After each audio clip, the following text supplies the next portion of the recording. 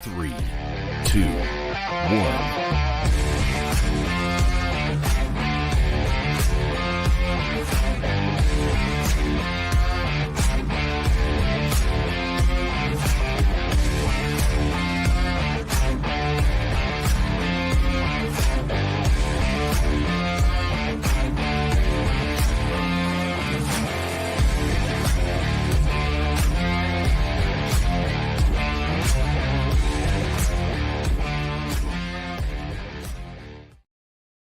What's going on, everybody? This is Josh Weidman here with Hard Money Bankers and Market Makers. I'm joined today with Louis Vega from, I want to make sure I get this right, SuperHome Smart Home Solutions. Is that right? Oh, I lost your audio. Hold on here. Oh, I'm here. Yeah, I was muted while you were talking. Ah! I was muted while you were talking. All good. Yeah, it's a little bit of a tongue twister. All good. SuperHome for short works. So Awesome. Louis, like you commented on one of my Facebook posts, and man, this is a topic that a lot of people have talked about for the last couple of years, and frankly, I'm a novice. I'm kind of coming in here blind. I did a little research and things before this call, but smart homes, I every time I talked about somebody about what a smart home is, they give me a different answer. And it's everything from a Ring doorbell to, an AI run, platform that does everything for you and cooks your meals. Who the heck knows? So right. I would love to start just kind of getting an idea of what is a smart home? Like, as far as you're concerned, let's start there. What's a smart home? Yeah, so it's interesting. You're exactly right. A lot of people think, hey, if I throw a Ring doorbell and I have maybe a camera or two inside my house, then I have a smart home. And the reality is that it really is. There's actually a standard for it. So you have to have three components in your home to technically classify it as a smart home, and that can be a mix of different things. There are so many different technologies out there, but really you have to have three components, and that can be like a smart lock, like a security camera, and like a smart thermostat, right? So having three components in your home technically qualifies you as a smart home. But the industry has changed so much so rapidly. There's a lot of technology out there, and so it kind of comes down to what your preferences are, and then that will kind of help to steer you in the direction of what's going to classify you or not. But yeah, there's technically you need three components to classify as a smart home. Well, in kind of looking into this, it seems like there's three major topics or subject areas, let's say, why somebody jumps into a smart home, and it's like security, ease of use, or comfort, and then like the money savings, and obviously all of them are important.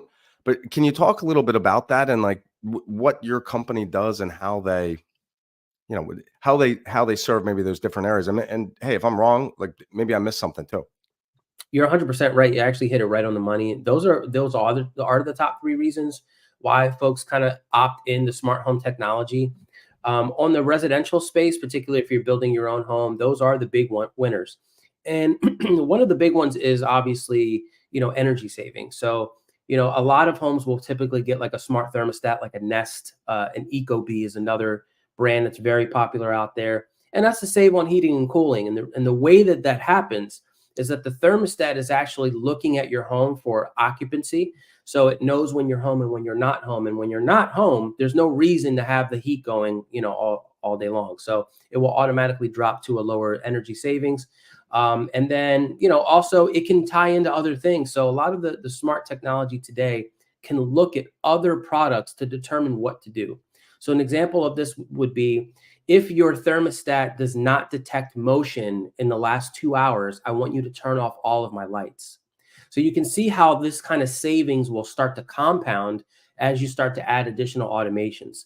So, from a savings perspective, yes, that's a big one. You got light control, thermostat control, obviously of your HVAC, your heating and cooling. You have other things like air quality and air purifiers that you can control remotely from your phone. And then you have you move into the comfort section. The heating and cooling obviously plays a lot into the comfort, but it's kind of a blend. So the comfort is more of, when I walk into the house, the certain lights in my home automatically turn on. We don't like to walk into a dark home where can't see what's happening. So it's nice to know that the house actually knows when you arrive, when you pull up into your garage, or you pull up in your driveway, whatever, your home knows, okay, Lewis is home, Josh is home. We're going to, create an environment that he wants. So we're going to play the music on the speaker. We're going to turn the lights on. We're going to have the thermostat reach to a certain temperature, just the way that he likes it. And Hmm. so your house starts to become a comfort, a place where you want to experience. And one of the taglines that we use is, don't just live in your home, experience it. And, Yeah. we spend so much time here. So why not allow the home to create a great environment for you where you feel comfortable and at use, and you have everything that you need at your fingertips. So you hit the nail right on the head. And then just to answer your last one with security, of course, you want to know what's going on outside your home. You want to check your alarm and your cameras and things like that. So Sure. perfect roundup of those top three. Well, so all right, I remember seeing a movie years ago. I mean, this might be 20 years ago.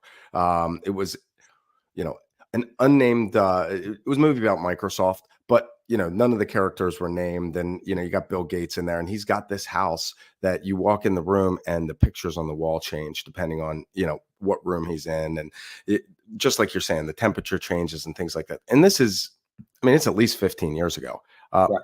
how the heck do you stay up to date with all of the changes? Because I feel like, just about the time, this sounds terrible, but I'm starting to feel like an old person. Like just about the time I learn about a new technology, like something new pops up and it's like, I don't know if I want to get into this. And how do you stay abreast of everything that's happening? It's your industry. However, it's got to be changing pretty quickly. Yeah, it changes extremely rapidly. And it really is hard for a lot of homeowners, investors, business owners who want to incorporate automation and technology into their business. It is very hard to keep up on. And it's just because things are changing. There are new products that come to market all the time. And so, it's really it behooves you to talk to somebody like me. I Hmm. spend all my waking hours looking at the trends, seeing what's coming out on the market, seeing what's the better technologies, and I can help people kind of stay away from things that have kind of come to market but then flopped. Because technology changes so much, we do get a lot of kind of, garbage in between. Not every video doorbell is going to give you a great experience. Not Yep. every security camera is going to give you a great experience. So, I definitely encourage people to talk to me and somebody like me, or somebody on my team about technology and where to go. We do design kind of consultations all the time so that we can steer you in the right direction, so you're not just throwing money at something hoping that it's going to work. Yeah, and I think that's the biggest fear, right? Because anytime from the investor side of things, right? That you want to get a dollar in and dollar out, or enough convenience that long term, it makes more sense. You can get a better tenant, or it's easier to manage a property, or whatever the case might be. But Yep. at the end of the day, you want to get a return on that, whether it's time or money, and that's pretty darn important. Um, That's a big one. yeah, yeah. I would imagine that you run into problems here and there about when you have issues with interoperability. I don't even know if I Yeah. where you got one piece of the technology is not speaking to another one, and all of a sudden you have all this technology in the house, but it's just not working right. Yeah. Is that something that is a common issue, or are most of these set up on a similar platform that you can manage that? Well, that's a great point. So, what happens most of the time is folks will get like one piece of technology, and it's fine. It's easy to manage. Hmm. And then they decide, you know what? I got the Ring doorbell. Let me go and get a smart thermostat. Okay, cool. Those are pretty big popular products, so maybe like a Nest or something like that, and a Ring. They're so popular that there's a lot of integrations, so they can play nice in certain platforms. It's when you start to get kind of more expansive and you start adding a lot more pieces of technology that Hmm. things start to become a little harder to manage. And people do run into this problem where they start acquiring technology, but they didn't have the vision in place on like they wanted to manage it on. It's like what kind of platform they really wanted to manage it on. And it kind of depends too. Like, are you an Apple family? Are you an Android family? That kind of factors into what direction you go in. For example, like I have this light shining on me here, and I can control this light from my phone. It's actually connected to my house. So, Mhm. I can create automations that, hey, podcast. I can create an automation called podcast, and then certain lights come on, colors start happening, other things turn off. So, excuse me, the hard thing that starts to happen again is like if you don't plan for it in advance, then you will eventually end up in some kind of like weird scenario where you're trying to figure out what should I standardize on, and then that's when we start getting in trouble. So we try to do Yeah. it early. So kind of my point of this is to kind of start early and plan for it, and then you can kind of have a better experience in the end. Sure, sure. So I guess there's two sides of this, or you've got business to business and you got business to consumer, right? Yeah. And I'd imagine that the demand there on your product is really quite different. Can you share some examples of like what have you done with investors in their properties, and then kind of juxtapose that with what's happening in the consumer market and what you know I'd love to hear about some, cool technology I never heard about, or maybe it's not even that. Maybe it's the integration of it. I think the idea that you can like set a podcast lighting and and always go back to it. I love that stuff. Doing the work one time and as opposed to every time is a heck of a lot better. Yeah, 100%, man. Yeah, there's so we work a lot in both kind of sectors. So we work a lot in the residential, but we also work a lot in the business, excuse me, and investment. So um, on the investment side, let's just talk about that. Right now, we're doing a Sure. lot of multifamily, and what that means is the buzzer systems, the intercoms, Yeah. the in apartment experience, which a lot of investors kind of don't think about that side of things, like especially depending on who your tenant is. That in excuse me, that in apartment experience is really important, Hmm. because sometimes depending on the building, tenants are paying premium rents, and they want a Yeah. premium experience. So how do we elevate that experience by giving them comfort, like you said, security? They want to know that there's cameras on site. There's actually hard data that that they're willing to pay more for a property that has security on site or has surveillance cameras on site, because it kind of gives them that peace of mind. They can check the cameras from their phone. If it's late at night, they want to see who's outside, and that includes their apartment themselves. The individualized apartments. Keyless access is another big one for apartments and multifamily, both to the building itself and to their units. Having a keypad that they can use to come in and out, or having on the intercom, having being able to use your mobile phone to get access to the building. Some of the cool technologies that you just mentioned, like that are maybe people don't really know a lot about, and it might be a little controversy around this, but there's some like facial recognition stuff that you can do as well. Sure. When you walk up to your intercom, the intercom, if you register your face, obviously, as a authentication, you can just walk up to the intercom and unlock the front door for you to the building. So, there's there's a lot of stuff that you can do. You can opt out of those things, of course. But giving, and especially in the multifamily space, giving your tenants a better experience, especially with if they have a dog walker, if they have a cleaning person that they need to come in, Amazon and packages. A lot of Yeah. multifamily developers are missing the package room, and they think it's Yep. really just for like 50-unit buildings. Even 5-unit buildings could use a package room with the amount Yeah. of Amazon and stuff that people are ordering today. So it's so on the business side, those are some of the key elements I think that people are missing, but also are a really big value add to their properties. So my partner Ian and I used to own a property management company in Philly, and one of our biggest frustrations in life, and in any property manager, or even if you're a landlord with a bunch of houses, losing keys or tenants losing keys and changing over. I mean, we standardized our key system with a master lock, and we would change out the locks and things like that. Not very smart, but it worked at the time. Yeah. Yeah. This sounds amazing because just like you're saying with the Amazon room, it's almost a meme how many people are like porch pirates, swarming around the area grabbing your Amazon delivery, and like if it's gone, there's nothing you can do about it at that point. Yeah. So 5 units, 3 units, my goodness, you get a delivery a day per tenant. Yeah. That's not all that uncommon. People get all kinds of stuff delivered at Yeah. this point. Multiple Uh, items. Yeah, so yeah, it starts to stack up a lot, and, to your point, imagine being able to control your entire rental portfolio remotely.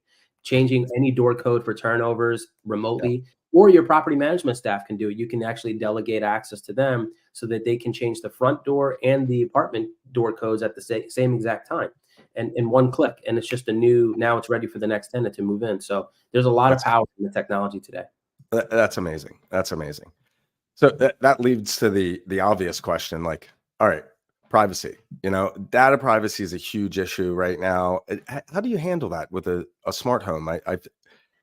I've played with the idea of putting, cameras inside my house. I've got some exterior cameras and things like that, but I think, if this is if all this video and all this information is held on the cloud, I don't really need to see somebody. I don't need somebody else watching me walk around in my underwear in my own house. You know what I mean? That's right, man. Yep. But catching us all vulnerable. Yeah, You know? exactly. So no, 100%. I mean, the indoor camera is like that. That's a big one. Like I struggled with that a lot in the beginning too, because I really wanted to make sure that if I do, use an indoor camera, even just like a nanny camera, maybe you have a small Right. baby or something like that, and you want to check on the baby. I look for a few things. One, does the company have encryption in their live streams? Do they use bank grade encryption at least?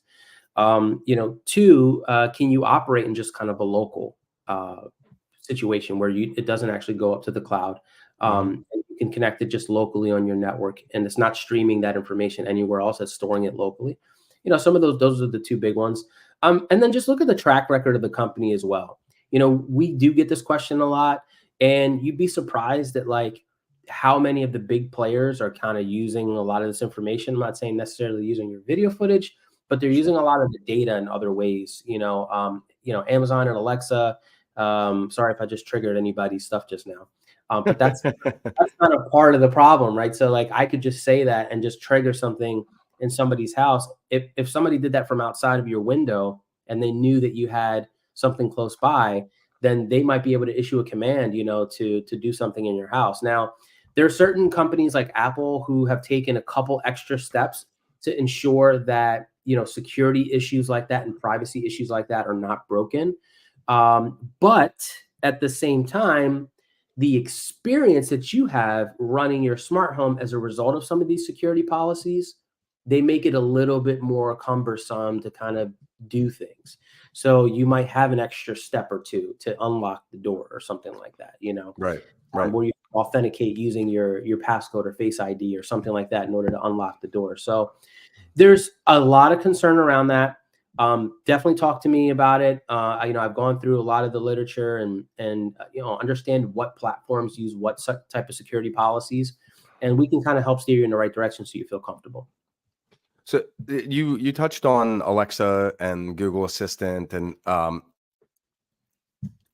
how do you integrate these? I mean, or is this something that you use in your smart home? The ecosystem, Yeah. for Echo. lack of a better word. Yeah, you got your Echo shows, you have your Google Assistants, your Google Home app. If you're an Apple family and you guys are standardized on what's called Apple's Home, used to be called HomeKit, Apple's Home platform, which is obviously all Siri based. I standardized it like originally, and this was probably 6 years ago. We standardized on the HomeKit platform or the Apple Home platform. I used to work for Apple doing B2B, like pre-sales technical consulting. And so my wife and I are like super Apple out everything, right? MacBooks, iPads, phones, all that kind of stuff. So Apple's Home platform is nice. The thing is that we find that you want to use a lot of voice to control things. And that's kind of where the fun and the automations kind of happen. I can just yell out into the air, something that I want to do, and then have a series of automations kind of just happen. But sometimes the voice assistants don't always get it right. And I find like the ones that, this is so funny to say, but the ones that are kind of lower on the privacy scale, or the ones that, don't require so much setup and kind of in between, like, security policies in between, the ones that have lower are actually easier, and they're kind of better, in terms of like controlling your house. Like, Amazon and Google's product, really amazing what you can do, the information you can extract. It goes out to the internet and just pulls out all the great information that you need. But on the other side of the privacy conversation is, what is it actually pulling from the internet? is it Well, good quality and safe information? You know, so like you have like this duality of like privacy and security, ease of use and comfort. So yeah, and it's always a trade-off, right? It's like the real world. You know, you yeah, the more security you want, the more freedom you're going to have to sacrifice for that. And that's what, you know, it's just it's the way of life. It just yeah, is what it is. yeah, So, that's exactly right. are most of the products that I'm kind of going down the wrong way here? Are you the service? Do you offer a service or a product, or is it kind of a blend of the two? Or you know, how does your company work? Yeah, yeah. Let's start So that. yeah, awesome. So yeah, we don't have any like in-house products that we've developed. You know, my brother is always like, man, Louis, you got to build something, man. Build like an AI or build an assistant. I'm like, all right, I'll work on it. So we don't have anything like in-house per se. Mhm. What we do is we kind of aggregate all of the different technologies that are available, and then we customize that to the person or to the company. So you know, if a business wants an alarm system, security cameras, and they want to automate, you know, their lighting and a couple of other things, we might go with one platform.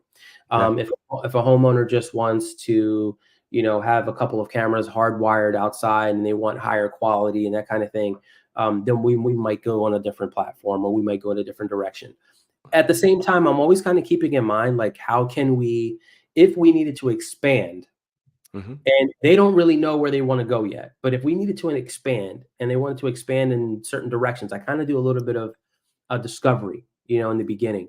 I'll try to plan it in a way, in such a way that if you do decide to add something later, there are some integrations that'll work really well for you. So that's kind of the planning that we do. So a lot of it is design consultation, you know, that pre-sales experience. We take you through the sales cycle. And then also installation. We've been doing a lot of installation as well, you know, especially on the multifamily side, home security on the residential side. So, you know, pretty much anything that, you know, anybody would want to do in the smart technology realm. If technology touches a piece of real estate, we definitely have an understanding of how to implement it for you. Okay. I several years ago. I mean, this is at least a decade. I went to look at this house in Elkins Park, and it was, I mean, it was like 12 bedrooms and like 15 bathrooms. Gigantic house, all dated, and the guy had just bought it. He was putting in a new kitchen, and we were taking a look at it for some renovations. And there were some really cool things about this house. It was like a pre World War II, you know, probably 1920s, whatever. But there was a buzzer in the floor in the dining room, and it just looked like a little button, but it rang in the kitchen for you know the servants to come out and serve the next next course and dinner.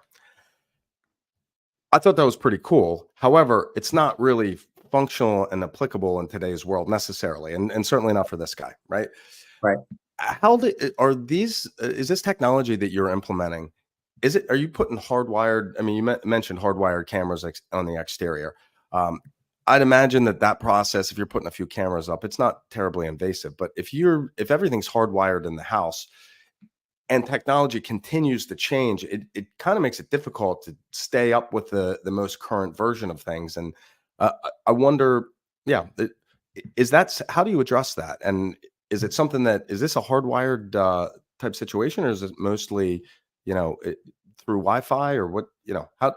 Tell me a little bit about that, if you would. Yeah, and so it's case by case, and you have a, you know, a great point there. It's like if you hardwire for something, if you install something today, how long before it's kind of obsolete? Hmm. You know, and that's a big conversation that, you know, obviously we try to plan for that. The things that we try to install, my plan is that you're at least going to have this for 5 years. And so we want to standardize because technology changes every 18 to 24 months, right? It doubles in its power, and you know, electronics decrease in size, and so there's a lot of pace to this. And so can we future proof it forever? No, there's no way, because in just the last couple of years alone, you've seen the explosion of artificial intelligence and machine learning and algorithms that are capable of, you know, doing multiple complex tasks at the same time. And it's brought to the consumer now. This is not just something that big companies or the government has access to anymore. It's open to everybody. So we try our best to kind of future proof and plan for it. But there's a lot of different ways that you can, you know, kind of help to to standardize, for now and in the future, just by kind of thinking a step or two ahead. So, for Hmm. an example, when I say hard wiring, we're not putting Cat 5 in anymore. We're putting Cat 6 in, Hmm. because the bandwidth and the throughput of that wiring is going to take you far into what you'll probably need in 5 years, right? So that's kind of part of the consideration, is that we are thinking a step ahead, but we can only think about what we have access to, and kind of plan a little bit for the future. But if things change, so we try to at least have a baseline, so that if we do have to swap things out, we have to change things over. If it needs to be Wi-Fi this time, or it can't be hardwired in a certain way, we can accommodate for that. But you can really get creative. I mean, there are things that work on existing electrical. For example, you can use electrical switches to control lighting, intercoms, all kinds of different things. You can put a touch screen over top of things like that, and then convert it into a smart home. So there's very creative ways to do this. But you kind of just have to know what's out there. There's so much stuff out there. So And that's probably part of the battle, is just knowing what's there. And I mean, trade shows up, you've got to be traveling a bit.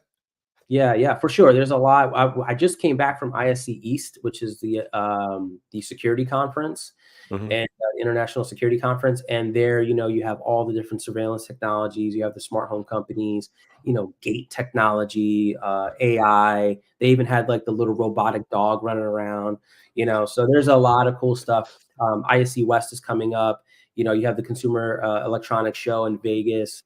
There's a lot of different trade shows and things like that bring the latest technologies to you, and you can kind of get a feel for it. But it's kind of overwhelming too, because how do you combine all this stuff together, or how do you find the right mix? And that's kind of what I specialize in doing. Have you seen this Tesla robot, the home assistant, I think they're calling it? I mean, this thing is wild. Yeah. It's like watching iRobot on TV. You got an army of these things. Ah, man. How do we end up in a dystopian novel? I don't Yeah, it know. it's like it's closer than we think. It's Yeah. like, I know Elon's kind of like, hey, check it out, but this stuff is not. I mean, especially when you think about like Chat GPT and like some of those AI Yeah. technologies. Those platforms, Elon actually helped to co-found OpenAI and Chat GPT, and I then know. yeah, right. So he kind of left that. So you're gonna think this was years ago. So imagine, they already know how to implement these things, and now you have like a robotic, kind of assistant, and all you're doing is plugging in a little bit of software and letting it do its thing. It can get crazy fast. So I'm being truthful. I'm a little worried about it. Yeah. I'm a little scared about it, because I think without the right kind of management, it can kind of spiral out a little bit. So we definitely have to be careful. Well, and the real question there is like, how do you manage it? Because at the end of the day, like, are you going to be in charge of it? I'm not. You got some really smart people, and they seem to be, putting the pedal to the floor and going as fast as we can forward. I mean, Yeah. ChatGPT just became available to the public. What, like 13 months ago, 14 months ago, and like that thing is real powerful. I love it. I use it. It's fantastic, but you're right, it's terrifying. It gets in your home, and the next thing you know, you're locked inside. It's like, you're not going anywhere, Josh. You got to stay here. I'm like, That's right. no. Yeah, it's it is getting crazy really, really fast, and you see how fast it's like churning. I mean, the amount of data and stuff that's flowing into to these language learning models, Mhm. it's incredible. It just millions of people are using it. It's feeding it more information. It's learning, and every 3 months or so, like it seems like it just doubles in its power and capacity. So, or maybe even more. So, yeah, it's incredible to see. I'm thinking about cool ways to incorporate it into smart technology. How can I use it to better serve my customers? We want to maybe put in some support elements that we can kind of use. I mean, these conversational models honestly sound like help desk, and they're smarter Yeah. than any other tech that you'd find, because it has access to all the data all at once. So, we're thinking about cool ways to incorporate that into our business as well, to better serve our customers faster, Yep. all hours of the day. There's not like you just call into the call center 9 to 5, right? So we're thinking about cool ways to integrate it. Well, I think the question of AI brings up so many questions in society. I'm like, oh, it's taking our jobs, and what part of the economy is going to be absorbed into that. And I always keep coming. I don't know if you've ever read Atlas Shrugged. It's my favorite novel, and I've read it 5-6 times. But all these characters, they want someone to replace them, and like they're the best in the world, and they're like they want the next guy to come in and be better than them, and then they don't have to do that thing anymore. They can go and pursue some other endeavor. And I think if we can, as a society, embrace this technology and say, okay, well, look, I could I can make $25 an hour doing this task that can be replaced really easily. Well, shoot, what can I do now to make $1,000 or $100 or $1,000 an hour, and expand what I'm currently doing in a way that's never been thought of before. But it's hard to wrap your head around that, when the things are moving so quickly. It makes it a little difficult. It really is. And, if you're like 99% of the population has no idea any of this stuff is even going on, right? So like they hear about it, don't understand it, don't use it, don't even feel like using it. It's not even a priority. And and it's changing like so fast. So by the time you even think to start learning it, it's already been outdated. Right. It's So obsolete. it's obsolete. At the second, it's like I just learned ChatGPT 5 minutes ago, and now I can upload a picture and it can draw a whole nother one from it. So it is really incredible to try to keep up on this stuff, and that's really what I spend most of my time doing. Right, I want to create really great living experiences for people, both on the residential side and the kind of the renter side, the multifamily side. But I have to do that with investors first, because the investors are building. They're the developers. They're kind of factoring all this stuff in, and so I'm working with them. And it's really a kind of a hard sell. Look, I do some real estate investing myself, so I get it. We're looking at costs. We're looking at budget. Like, I don't want to spend, this amount of money on this because I don't know or understand where I'm going to get a return. Yep. So I totally understand that. So my job is to kind of help. Okay, well, let's leverage these types of technology, because not only will it make your tenants' life easier, it's a better experience for them, but it's also going to save you and your team a lot of time and money, because you don't have to go to the property and go swap those locks out. If there's a water leak in one of your units, you're going to know immediately. This is not like, you find out after the ceiling is already caved in from the unit below. You're going to find out and know immediately, and so is your property management staff. And that information about that water leak is going to go directly to your handyman or maintenance person to go and service that leak, even without you doing anything. Could be 2 o'clock in the morning. All that stuff happens automatically. And so it's like, what's the value on saving, from a water leak or a washer leaking or a water heater breaking or something like that, and you getting a flood or a pipe bursting or any of these things that have happened to every investor, like all that stuff has happened. So how much would, what is it worth to you in the upfront cost to kind of save on the back end? And this is technology that's going to stay. This is something that's going to have longevity in life. And so that's kind of the conversation. It's a really hard kind of conversation to have, especially for folks who really don't understand the value of it. But, I usually try to spend my time to say, hey, this is where it's helped me. Let me try to help you kind of understand where it's going to help you as well. Well, I could see a time in the not so distant future where we end up with legislation that requires some kind of safety mechanism in the house, like you're talking about. I mean, just like they've done with sprinklers and different alarm systems and things like that are required on these multifamily properties and in some places in single families. Forcing the issue. I mean, at this point in history, like there's a lot of fighting about home prices, right? But it's not going to be like that forever. Yeah, either inflation's going to catch up to the prices, or things are going to level out at some point where maybe that's a kind of a discussion. But what is the cost of this? And I know not knowing what what elements you're putting into the property, it's really difficult to throw out numbers. But let's say generally when a client reaches out to you, do they have a budget in mind, or are you coming in there and throwing numbers around and they're floored? Because I can imagine, like, this is one of those things that it could be $1,000 or it could be $1 million, and both numbers might be right. Yeah, 100%. Yeah, it is hard. And it happens both ways. So sometimes I'll work with a developer or a builder, and they kind of have an allowance kind of already ironed out for some of the Hmm. tech, because they know that for a 30 unit building, you have to have some type of access in the front. There's just too many units and only one single point of entry or 2 points of entry. And so how do you kind of optimize that experience? And then also not make it a headache for you where you got to go changing keys and things like that. So there's usually some type of an allowance. I find that sometimes it's a little lower than the reality. Always is. Right? But that's my job. So my job is to work with investors, work with builders and developers to give them a baseline for, I think, the criticals and things that they really need. Then I can kind of give them I can kind of expand from there, good, better, best, and say, look, what kind of experience? This is literally the question I have.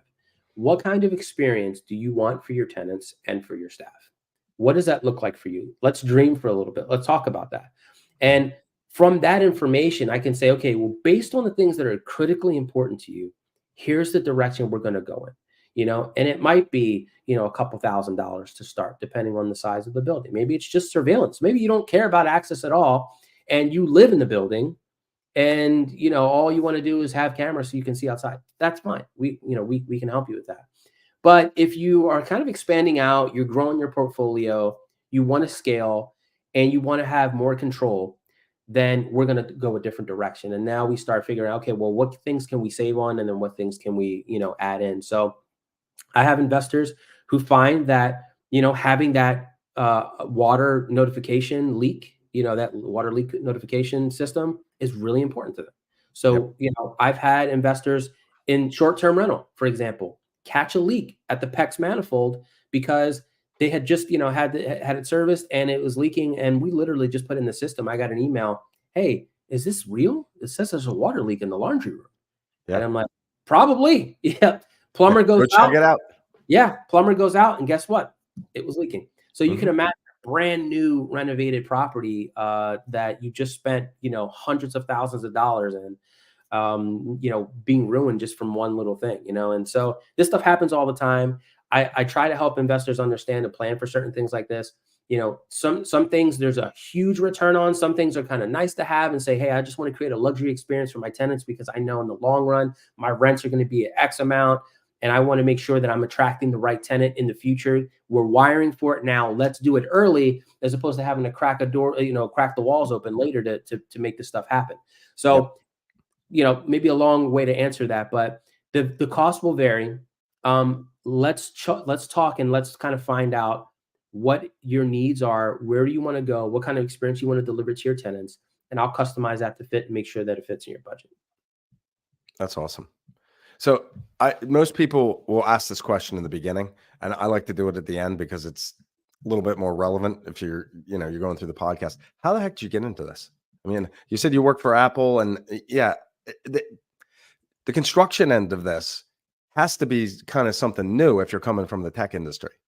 Yeah, it's interesting. So what's interesting is I'm an IT guy for 14 years. I've been tier 1, 2, and 3 engineer. I used to be a platform engineer for a large hospital in Philadelphia, and I've managed thousands, tens of thousands of devices, iPhones, iPads, computers, all kinds of stuff. So I come from the tech world. I then I also worked in sales as well. I worked for Apple, as I mentioned. But then I started getting into real estate, and I started learning, real estate flipping, buy and hold, and all the different strategies out there. And, we did some investment. I, did a flip in 2020 during the pandemic, which was crazy, having, with the whole mask and all that stuff going into the office, nobody's there. It was like, it was it was a wild time. But yeah, so I learned real estate. And then, so as I'm learning real estate and going through that process, I'm realizing that a lot of investors are not putting technology. In my first flip that I did, it was a smart home to start, and it was a big thing for, we had a smart lock, a video doorbell, and a smart thermostat in the home already. It was pre-sold that way. Yeah. So, and the buyer was actually really excited about it. It's like, and the folks that are buying homes today are typically in that kind of millennial age, then we're looking at the Gen Z folks. And so we're moving into a zone where the technologies come to be expected. And so I knew that as a tech person, I kind of knew that, and I wanted to apply it to the real estate space. So as we kind of expand, kind of fast forward from there, I started in a single family, then we started doing smaller multifamily, and now we're moving into larger multifamily projects. I have a great team, and I have, friends of mine or architects and builders and, carpenters, and, so I work a lot, electricians. So I work a lot with my inner circle to get trained up on, because I'm not a builder by default. But Yep. now I know how to look at plans and kind of understand like where we're going to design the system to go. And so that's how I really got into it, man. It was kind of an evolution of going through the technology phase, learning, doing it in my own home and for friends and family, and then looking at my community of real estate investors, all my friends, and saying, guys, how come you're not putting in this and that? It's like, oh, I never thought about that. And Yeah. so we do it for 1 and 2 and 3. And then I'm like, oh, we just did it for Mike over here. And what was that like? And so he said, then it's a testimonial. I just hit one button, all the codes in the entire building were changed for that. So Yeah. that's how that was the kind of the evolution. And we're just getting started, man. We're so excited to provide this type of solution. We've moved into vacant property security as well. So we have job site cameras that are no Wi-Fi, no power needed. We can put cameras anywhere, on a pole, on a tree, on the building, wherever you want. We can put a camera that you can check anytime, anywhere, records. So if you have a vacant property, it's under construction, you want to have eyes on it, you want to know who's coming and going. We have a solution there. That is on investoralarms.com. And you can go and check that out. We have both large and small solutions. We have a project in North Carolina, $60 million project that is that we have like huge solar powered camera systems at. So, we've definitely expanded into a lot of the real estate and development world, and we're just getting started. So yeah, I'm really excited to continue bringing the tech to this industry. It's been a lot of fun. Well, it's kind of interesting you said the vacant properties, because there's nothing worse. I mean, especially in a place like Philly, where if you're in the wrong, you get a property on the other side of the city, it takes you an hour, hour and a half to get there and back. So the guy says, "Oh yeah, I'm going to be there at 9 to start work." You can look on the camera. Now you showed up at 10:30. You worked for 2 hours and you left. Don't tell me you're working all day. As opposed to getting down there and nobody's there and you're wondering where the heck he is. Like that changes the dynamic. That in and of itself is worth probably the price and time alone. That's Anyway, big. It's big. Yeah. I mean, and you can take it a step further with the smart lock and having the lock on the door where, like individualized people have codes. So you can say like, you give the contractor, the carpenter a code, the electrician has their own code, the plumber has their own code. And it says, okay, well, the plumber unlocked it at 9:55 a.m. You can tell on your app, you can see, okay, yeah, this is what time they came in. The cameras are another great one, especially no power, no Wi-Fi needed. So yeah, we have a lot of cool creative solutions that we can do, especially for vacant properties and properties under construction. So if anybody has any questions about that, happy to help them.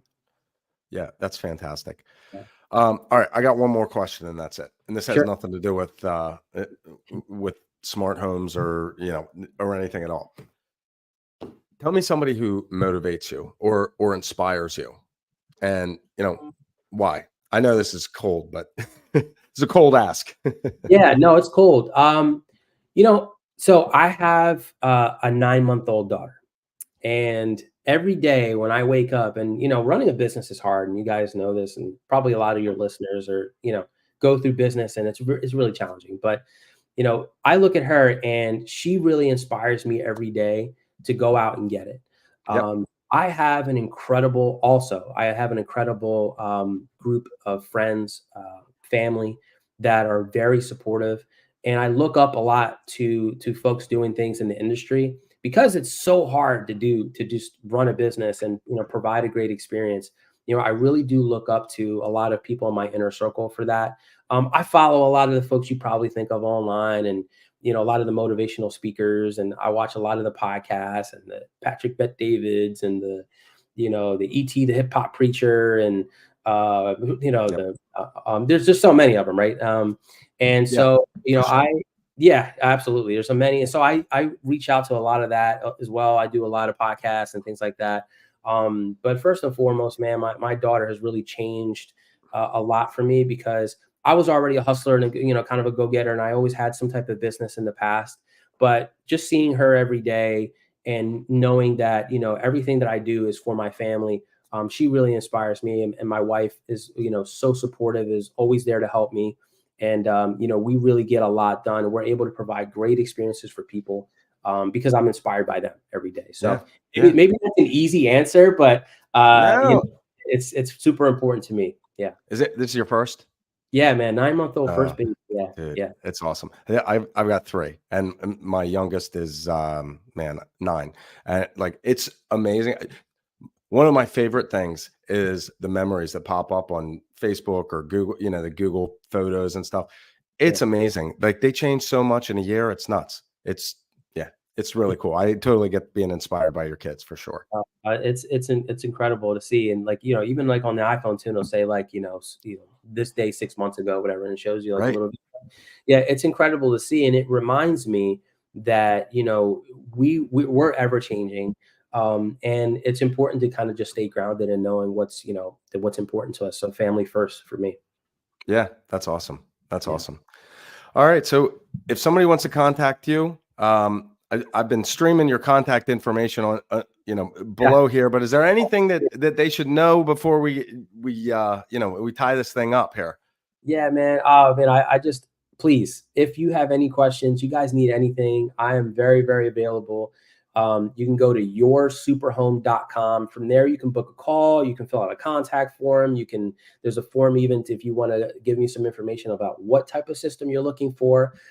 Also, in the menu on my website, we have a link to investment property security. So if you click on that, that takes you over to investораlarms.com, which is also our business as well. So, if you have any questions, you want to set up a consultation, you want to just discuss what technology in your next project or in a project that you have, because we can do some retrofit as well if you need. It's not all new construction. We have to do this. So, let me know. Happy to work with you. Shoot me a text. Phone numbers up there as well. I'd love to connect with you and help you, whether that be a residential, you're a homeowner, a first-time home buyer, whatever it is, and you want to put technology, or if you have a business or an investment property that you need technology to kind of streamline things and automate things.